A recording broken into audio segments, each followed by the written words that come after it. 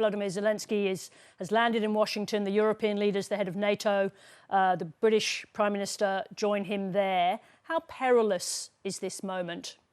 Well, it is fairly perilous. I don't think I'm exaggerating when I say there has been alarm in Europe over what was de facto the collapse of President Trump faced with President Putin in Alaska. All of the policies that had been more or less agreed across the Atlantic to press for a ceasefire, to take measures against Russia if they refused to ceasefire, all of that was thrown out of the window by President Trump after having met Putin.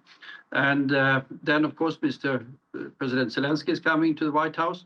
And in order to try to shore things up, you have a group of European leaders, I mean, absolutely unheard of. Nothing of this has been done before, coming to support him and prevent that he's subject to the sort of treatment that I think we saw the last time he was there.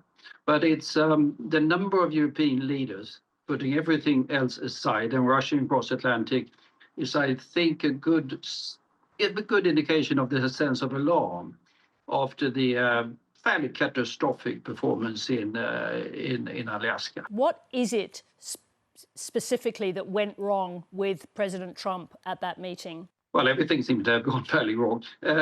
The entire purpose of if you look at the run-up to it, President Trump is getting increasingly irritated with President Trump. He has difficulty with President Putin, increasing difficulty to get him to accept the thought of a ceasefire.